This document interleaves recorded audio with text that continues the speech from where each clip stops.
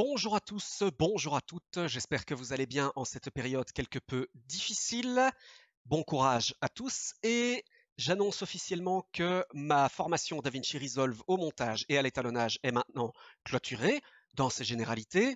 Alors ça ne veut pas dire qu'elle est terminée, qu'il n'y aura plus de tutos, non, au contraire bien entendu, c'est juste que maintenant vous avez l'essentiel des outils pour pouvoir être indépendant, pour pouvoir monter, faire vos montages, vos étalonnages, dans le logiciel. Maintenant, évidemment, cette formation va s'enrichir, évidemment, parce qu'on n'a pas vu toutes les options. Il y a des options, des petites astuces pratiques. Pour ça, vous savez, il y a les tutos brefs. Je vous renvoie aux tutos brefs sur ma chaîne. Et il y a évidemment des options qui sont un peu plus riches, je vais dire, pour avoir leur place dans un tuto bref. C'est pour ça que, consacré à cela, je vais faire des annexes. Voici la première, donc une annexe qui va se greffer à ma formation montage dans DaVinci Resolve. Et dans cette première annexe, nous allons parler de notre sous-titrage. Pour cela, j'ai repris ici mon interview de l'IBC de Michael Kroulik sur le stand de Avid Media Composer. So another great tool for color correction. Alors, si vous vous souvenez, dans ma formation, nous avons déjà vu comment créer des titres. Je vous mets la fiche ici, elle arrive maintenant, si vous n'avez pas vu ce tuto. Donc, globalement, vous avez déjà une astuce qui vous permet justement de créer des sous-titres. Pour cela, il suffit d'aller ici dans l'Effect Library, aller chercher un texte. On peut prendre un texte personnalisé, par exemple, le mettre au-dessus de notre vidéo. Il nous suffit après, par exemple, d'aller dans l'inspecteur, de le repositionner. Ici, par exemple, voilà, et on peut créer donc comme ça un sous-titre. Mais vous reconnaîtrez que cette technique n'est pas très pratique parce que, donc du coup, à chaque fois, je crée un sous-titre, je dois dupliquer à chaque fois, donc ainsi, hop, le modifier, redupliquer, remodifier. Et si maintenant, imaginez, vous avez déjà fait toute votre traduction et que vous vous rendez compte que en fait, la mise en page, la typographie, etc., ça colle pas trop, vous devez modifier l'un, puis ensuite recopier sur tous les autres, etc. Bref, cette fonctionnalité pour du sous-titrage n'est pas vraiment pratique. Mais il y a une nouveauté introduite depuis DaVinci Resolve 15, les sous-titres, les pistes de sous-titres séparées. C'est ce qu'on va voir aujourd'hui. Pour cela, je vais aller ici, comme vous le voyez, et je vais faire ici un clic droit et je vais indiquer Add Subtitle Track, créer une piste de sous-titres. Voilà. Alors la première chose très pratique avec cette option, vous voyez, c'est que j'ai créé une piste de sous-titres, cette piste est indépendante du reste de mes pistes. C'est-à-dire que, regardez, je peux la baisser, la remonter et masquer par exemple toutes mes pistes vidéo, pour me concentrer uniquement sur mes sous-titres. C'est pratique par exemple si vous avez une timeline assez riche, beaucoup de plans d'illustration, beaucoup de plans superposés, beaucoup, on va dire par exemple des logos qui sont incrustés, etc. Il y a beaucoup d'éléments, alors devoir aller chercher votre piste de sous-titres, etc. à travers le tout, c'est pas toujours facile. Ici, vous voyez, hop, vous avez un volet et votre piste de sous-titres ou vos pistes de sous-titres vont pouvoir se superposer où vous voulez sur la timeline. Oui, très pratique. C'est la première chose. Alors, on peut créer évidemment plusieurs pistes de sous-titres, par exemple. Je peux en créer une deuxième ici. Et je peux par exemple faire celle-ci, traduction en français. Voilà. Et par exemple, pour mes camarades de Madère, je peux par exemple faire une traduction en portugais. C'est la troisième langue que je parle. Voilà, une piste ST2. Je ne vais pas le faire ici, vous comprenez le principe, mais donc déjà, ici, par piste, vous allez par exemple pouvoir faire plusieurs sous-titrages pour plusieurs langues. Très pratique. Donc maintenant, comment est-ce qu'on va commencer à créer nos sous-titres dans cette piste? Je vais me remettre au début de ma timeline et je vais déjà écouter. So another great tool for color. So another great tool for color, qu'il dit notre ami Michael. Donc, littéralement, encore un très bel outil pour la couleur. C'est ce que je vais rajouter comme sous-titre. Je vais me remettre au début et je vais faire un clic droit Add Subtitles. Ce qu'il y a de très pratique, regardez ici, l'inspecteur a changé. Vous voyez, de base, par défaut, vous avez cet affichage-là, classique, l'affichage de l'inspecteur classique. Vous voyez, si vous sélectionnez un sous-titre, vous voyez que l'inspecteur change. Nous avons ici, donc, on va d'abord se concentrer ici. Vous avez deux styles, vous avez deux onglets. Je vais revenir sur le deuxième après. Nous avons ici donc Caption et donc ici, nous avons notre premier sous-titre. Et donc, par exemple, je vais traduire la première phrase que nous a dit Michael.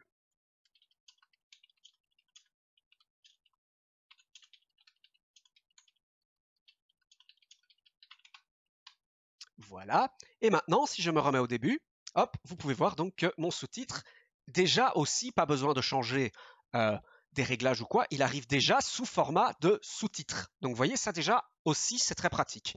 Et ce qu'il y a d'aussi très pratique, c'est qu'à présent, regardez, vous n'avez plus besoin de quitter l'inspecteur, vous utilisez simplement les touches JKL et vous pouvez en fait vous déplacer à travers votre timeline de sous-titres So another great tool for color. Voilà, il doit s'arrêter ici. Donc maintenant, comment est-ce que je peux faire? Par exemple, mon sous-titre doit s'arrêter ici. Je veux en commencer un deuxième. Eh bien, il me suffit tout simplement, je n'ai pas besoin de quitter l'inspecteur, de faire Add New. Voilà. Et vous voyez que directement à ma tête de lecture, là où j'avais positionné ma tête de lecture, un nouveau sous-titre s'est créé. Et ce qu'il y a de très pratique, c'est que vous pouvez switcher de l'un à l'autre sans problème. Vous voyez? Hop, ainsi. Il me suffit juste de sélectionner l'un ou l'autre et directement ma tête de lecture va sur le début de l'un, va sur le début de l'autre, etc. Donc je réécoute ici maintenant ce que dit Michael Krolik. Color correction, where you don't have to leave the application. Without leave the application, donc sans quitter l'application. C'est ce que je vais noter ici. Par exemple. Donc voilà qui est fait. Et donc maintenant, je vais revenir sur mon deuxième sous-titre. Donc vous voyez, ce qui est vraiment super pratique, vous pouvez positionner immédiatement votre tête de lecture sans quitter l'inspecteur au début du sous-titre et avec les touches JKL, vous pouvez lire avant, arrière, plus ou moins précisément, ou par exemple, vous voulez que votre sous-titre se termine. Donc nous allons réécouter ici. Color correction, where you don't have to leave the application. Je vais revenir plus ou moins à la fin ici et je vais de nouveau créer Add New pour écouter ensuite la prochaine phrase que dit Michael Krolik. So again, Media Composer has really evolved. Donc nous avons ici Media Composer has really evolved. Donc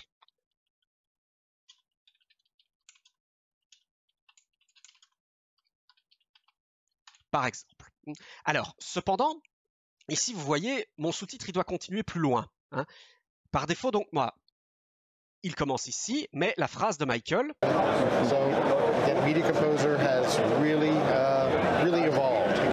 Alors, vous voyez qu'ici, elle doit se terminer là. C'est maintenant que la fonction, sans quitter l'inspecteur, les raccourcis clavier de Roll and to Playhead vont être très utiles. Si vous vous souvenez, je l'ai vu dans vos raccourcis clavier. Hein. Si on va ici dans Trim, nous avons ici, vous voyez, la fonction Roll and to Playhead. Alors, allez dans vos raccourcis clavier, ce n'est pas le raccourci par défaut qui est appliqué. Moi, ici, j'ai CCD, appliquez le vôtre, c'est pas celui par défaut qui est appliqué.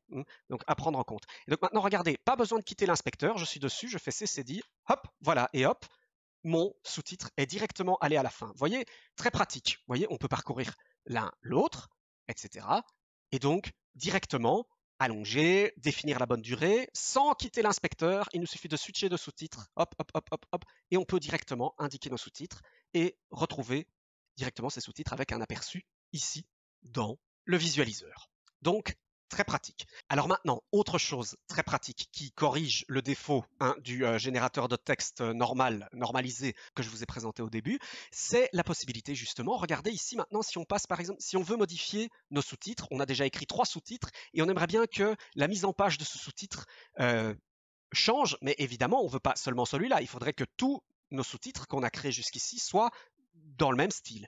Et bien pour ça, on peut aller par exemple ici sur Track Style. Et là, si je fais par exemple un Track Style, je peux par exemple changer la police d'écriture. Je peux par exemple aller sur du, disons, Arial. Voilà, par exemple, vous voyez. Et en fait, comme j'ai fait ça, comme j'ai modifié ici la police dans Track Style, regardez, c'est tous mes sous-titres qui ont été modifiés. Vous voyez, tous dans la même police d'écriture. Évidemment, on peut modifier beaucoup de choses aussi. On peut par exemple modifier sa position. Classique, vous connaissez le principe. On peut modifier sa taille de notre sous-titre. On peut modifier son opacité, bien entendu. Alors, je ne vais pas parcourir toutes les options, je vous invite vous-même à tester un peu ce que ça donne. Vous testez vous-même, il y a plein de choses ici que vous pouvez changer, les couleurs, etc. Surtout, ce qui est utile, c'est par exemple, ici, on ne le voit pas vraiment parce que l'image de base est assez sombre, mais par exemple, si vous avez des sous-titres blancs comme ça, qui arrivent sur un fond blanc, ben là, à ce moment-là, le problème, c'est qu'on ne va pas savoir lire votre sous-titre. Et donc, 2 options qui s'offrent à vous, par exemple, c'est, par exemple, le stroke. Qu'est-ce que c'est que le stroke ? Si je clique ici et que je mets par exemple en noir et que je fais OK et que vous allez voir, je vais monter un peu sa size. Voilà. En fait, qu'est-ce qui se passe ici? Je vais monter ici la size pour que vous voyez mieux. En fait, il y a un il y a un contour noir, vous voyez, qui se met autour de nos lettres. Très pratique parce que de cette façon, quand c'est sur du noir, vous pouvez quand même lire. Quand c'est sur du blanc, vous pouvez lire aussi. Vous voyez? Alors, c'est pas ma méthode préférée. Il y a aussi éventuellement ce que vous pouvez utiliser, que je n'utilise pas, mais qui est le drop shadow. Je ne sais pas si on va le voir ici. En fait, le drop shadow, c'est une ombre portée de votre titre. Hein. Donc ici, par exemple, attendez. Voilà, regardez, en fait ici, voilà, je vais monter l'opacité pour que vous la voyez mieux. Je ne sais pas si vous la voyez ici. Hein. Je ne sais pas si vous la voyez. Regardez ici, il y a, voilà, color, opacité. Voilà, vous voyez, en fait, il y a une ombre portée de noir à mes sous-titres qui supportent. Bon, je n'utilise pas trop cette fonction non plus, ça ne m'intéresse pas trop, donc je vais réinitialiser ça, ça ne m'intéresse pas. Moi, la solution personnellement que je préfère, je trouve que c'est plus agréable à la lecture, c'est mon avis, vous n'êtes pas obligé de faire la même chose que moi, hein, ça c'est du technique Corvans Prod, c'est le background. Qu'est-ce que le background? Regardez, on fait ainsi, donc, clic. Ici, en fait, on a une sorte, si vous le voyez bien, il y a une sorte de cadre ici plus sombre qui s'est créé. En fait, ce que je fais, regardez, hop, je fais ainsi. Je vais utiliser la largeur et la hauteur ici. Voilà, par exemple, pour prendre tout mon titre, je vais augmenter également, voilà, comme ceci, la hauteur pour englober tout mon sous-titre. Et en fait, maintenant, après, je vais jouer un peu sur l'opacité, vous voyez. Hop, voilà. Voilà, ici, ça me semble lisible. Moi, je préfère, voyez, cette fonctionnalité-là. Parce que je trouve qu'au minimum, ça ne dénature pas vos titres et quoi qu'il arrive, que ce soit sur un fond blanc, sur un fond noir, on peut toujours lire votre texte, par exemple. Je préfère cette technique-là. Si vous préférez une autre, à vous de voir. Voilà, donc, et comme je l'ai dit, ici, toutes les fonctions qui sont dans Track Style, eh bien, on va les retrouver sur tous nos sous-titres. Vous voyez, tous nos sous-titres ont la même application, la même barre qui s'est rajoutée, par exemple, et la même modification de taille. Donc ça, c'est très pratique, vous voyez, et donc du coup, vous avez un style général pour vos sous-titres. Alors maintenant, évidemment, la question qu'on peut se poser, oui, mais si par exemple, on se retrouve dans le cas où il faut modifier la mise en page légèrement sur un seul sous-titre et pas sur toute la track. Prenons par exemple un cas classique. Prenons par exemple ici que Michael Krolik dise beaucoup plus de choses. Je sais pas, je vais inventer.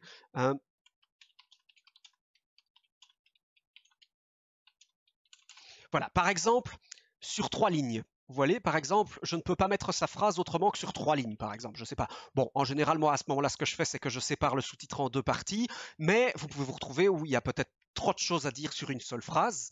Hein. Et donc là, à ce moment-là, évidemment, pour ce sous-titre-ci précisément, notre mise en page ici ne va plus fonctionner pour ce sous-titre. Mais si vous modifiez ici la mise en page, le problème étant que ça va se modifier sur tous les autres sous-titres, alors que sur tous les autres sous-titres, cette mise en page est bonne. Et bien du coup, ce qu'il suffit de faire, regardez, on sélectionne le sous-titre, donc je suis sur celle-ci, et ici vous avez une option, regardez, qui s'appelle Use Track Style. Je décoche, et hop, qu'est-ce que je peux faire à présent? Juste pour ce sous-titre-là, je peux changer le style de ce sous-titre. Et donc du coup, voilà, je vais lui faire une taille un petit peu moins élevé. Par exemple, ici, je vais le faire en centré pour qu'il puisse rentrer. Voilà, par exemple. Vous voyez, bon, ici, ça ne marche pas. Hein. Ici, c'est pas du tout quelque chose qui fonctionne parce que ça devient beaucoup trop petit, mais vous comprenez l'idée. Si vous avez besoin à un moment du tel pour changer un seul style, un seul sous-titre, un sous-titre précis, la police ou quoi que ce soit, hein, eh bien voilà, vous changez ici, purement et simplement. Vous voyez, évidemment, par exemple, ce qu'on peut faire aussi, si sur ce sous-titre, vous avez besoin, par exemple, de mettre Aces en gras, là, à ce moment-là, vous sélectionnez ici avec la sélection, donc clic et maintien, et ici, donc, vous mettez, par exemple, en gras. Voilà, et ça se reproduit uniquement sur ce sous-titre. Vous voyez, très pratique. Globalement, voilà, c'est comme ça que vous allez pouvoir gérer vos sous-titres, et vous voyez que c'est très pratique, ça va beaucoup plus vite, beaucoup plus vite pour créer ces sous-titres et de façon beaucoup plus précise. Donc, c'est très easy comme méthode. Alors, maintenant, en plus de ça, il y a des possibilités d'import de sous-titres dans Resolve directement et des possibilités d'export. Comment peut-on, par exemple, ici de base, maintenant que j'ai créé mes sous-titres, les exporter et les retrouver sur ma vidéo? On va retourner sur la page Deliver, la page Export, ici. Donc pour notre exemple, on va prendre un H264 Master. Donc, je voudrais exporter cette vidéo et je voudrais l'exporter avec mes sous-titres. Quelles sont les possibilités que j'ai? Eh bien, en fait, c'est maintenant qu'on va voir quelques options avancées. Quand vous êtes sur la page Deliver, ici, dans l'inspecteur, regardez en dessous, vous avez l'option Subtitle Settings. Et donc, tac, je vais par exemple, donc ici, indiquer sous quel format est-ce que je veux exporter mes sous-titres. Par défaut, c'est décoché. Donc, si vous voulez avoir vos sous-titres, vous cochez Export Subtitles ici. Donc, maintenant, regardez, vous avez plusieurs options. Format as separate files. Alors, as separate files, c'est, je reviens dessus après, exporter vos sous-titres dans un fichier séparé de la vidéo.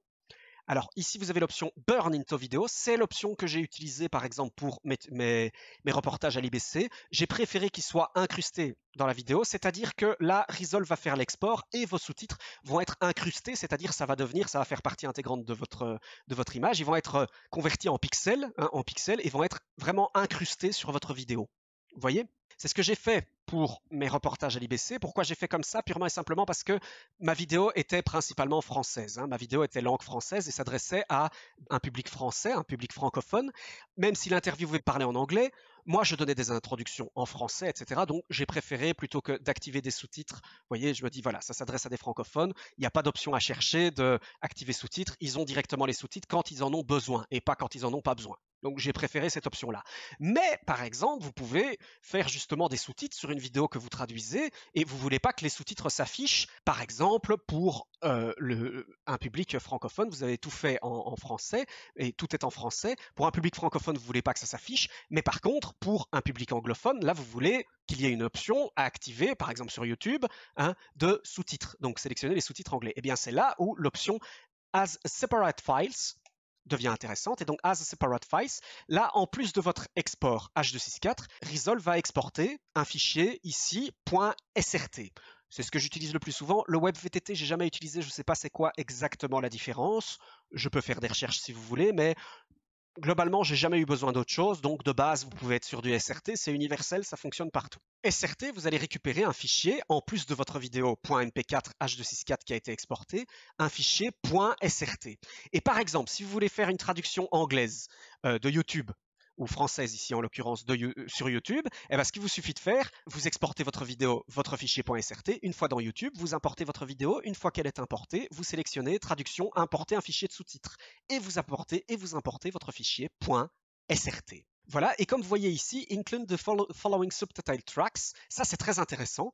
Donc comme je vous ai dit, ici si je retourne dans Edit, par exemple, j'avais fait une track ici que je pourrais traduire par exemple en portugais, pour mettre des sous-titres portugais. Voilà. Et donc ici, dans Deliver, regardez tout de suite, voilà, je peux sélectionner, je peux faire au choix, choisir la piste français pour mon SRT et exporter à ce moment un SRT langue française ou exporter un SRT portugais. Vous voyez, comme ça. Et de cette façon, donc, je peux exporter plusieurs traductions de ma vidéo. C'est très pratique. Alors, la dernière option, qu'est-ce que c'est ici? As Embedded Caption. En fait, As Embedded Caption, ça veut dire que là, vous allez exporter un container. Par exemple, pour ça, par exemple, il faut que je prenne ici, voilà, un point mauve. Un point mauve. Et donc, les points mauves sont capables de contenir plusieurs pistes inclus, encapsulés en fait, c'est le container qui permet ça, tout comme par exemple les containers MKV permettent ça, ou les containers MXF permettent ça. Je ne pense pas que les AVI ou les MP4 le permettent. Je ne suis pas sûr, à vérifier, je suis pas sûr. Il faut que je vérifie, à voir.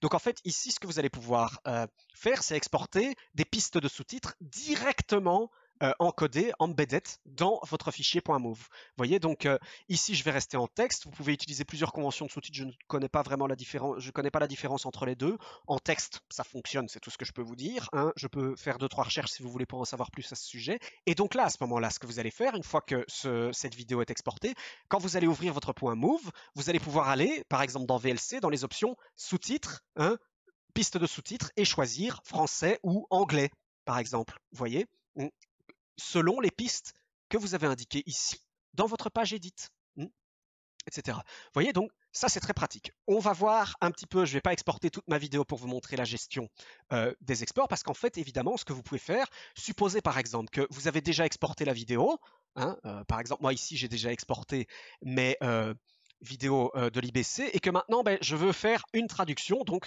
non pas réexporter la vidéo parce que ça ne me sert à rien, mais donc juste réexporter le .srt pour ensuite le réimporter sur YouTube, par exemple, si je veux faire des traductions de mes tutos. Parenthèse, j'y pense. Je me demande si je ne vais pas faire des traductions anglaises et portugaises de mes tutos. À voir. Ça me prendrait beaucoup de temps, mais je pense que ça en vaudrait peut-être la chandelle. Donc en fait, ici maintenant, si j'ai fait ces sous-titres, moi ce qui m'intéresse, je ne veux plus exporter la vidéo, elle est déjà exportée. Moi ce qui m'intéresse juste, c'est exporter mes sous-titres. Et bien pour cela, je vais faire ici File, Export Subtitles, ici fichier exporter sous-titres. Voilà. Et maintenant, vous voyez qu'ici, on va retrouver exactement le même principe. Subtitle Files, on peut exporter en .srt ou en .webvtt. Donc du coup ici, moi ce que j'ai fait, vous voyez, donc vous enregistrez votre fichier .srt. Par exemple ici, je ne vais pas indiquer français parce que évidemment Ici, dans le SRT, ça va contenir toutes nos pistes de sous-titres. Ça, il faut bien le savoir. Ça va contenir toutes nos pistes, quoi qu'il arrive. Donc, du coup, je vais faire avis de traduction, par exemple. Voilà, et donc je sauve. Et je vais retrouver juste un fichier .srt. Vous voyez qu'ici, j'ai fait un test. J'ai fait un test ici que je vous avais fait tout à l'heure pour vous montrer la différence. Donc voilà, et donc une fois que je vais exporter ce SRT, je vais pouvoir retrouver ce SRT, par exemple l'importer sur YouTube ou l'incruster en faisant un encodage dans un logiciel d'encodage ou l'ouvrir par exemple dans VLC. En ouvrant ma vidéo, je fais fichier, ajouter un fichier sous-titre, etc. Et je vais pouvoir aussi, et c'est ça qui est super pratique, le réemployer dans Resolve. Regardez ici, je vais supprimer, tac, les sous-titres que j'ai fait ici. Je vais deleter mes pistes ici que j'ai faites. Delete tracks par exemple. Et je vais faire ici fichier, import file. Et vous avez ici en dessous import subtitles, importer des sous-titres. Et là maintenant, si je vais regarder, je retrouve mon avidtest.srt. Si j'importe ce dernier, je vais dans le media pool, regardez ici, avis de test. J'ai un fichier .srt qui a été importé, qui peut se gérer exactement comme un rush. Et regardez maintenant, si je glisse ce .srt, magie! Hop, voilà, je retrouve en fait tous mes sous-titres séparés, hein, comme je les ai fait tout à l'heure. Vous pouvez voir qu'ici, je retrouve tous mes sous-titres. Donc ici, la track style ne correspond pas, donc du coup, je vais corriger ma track style. Je vais modifier la taille. Voilà, et vous pouvez voir que, hop, hop, voilà, je retrouve immédiatement tous mes sous-titres. Très pratique, vous pouvez par exemple, si vous avez exporté la vidéo de YouTube et que vous voulez récupérer votre traduction pour avoir plus facile, par exemple, si vous voulez faire une traduction en autre langue, donc partir de ces sous-titres-là et traduire la phrase directement, eh bien à ce moment-là, ce qu'il vous suffit de faire, c'est tout simple. Vous réimportez le SRT de YouTube et puis ensuite, hop, vous dupliquez votre piste et hop, vous recorrigez directement vos sous-titres qui sont déjà bien positionnés, par exemple. Vous voyez? Très pratique. Voilà, donc ça, on va s'arrêter là pour aujourd'hui. C'était la première annexe de la formation montage, la gestion de vos sous-titres et votre sous-titrage. J'espère que ce tuto vous a plu et je vous dis à très bientôt pour une prochaine annexe. Et je vous en parle plus mi-avril, une nouvelle série, un reboot d'une ancienne série. Je vous dis à très bientôt sur Corvans Prod.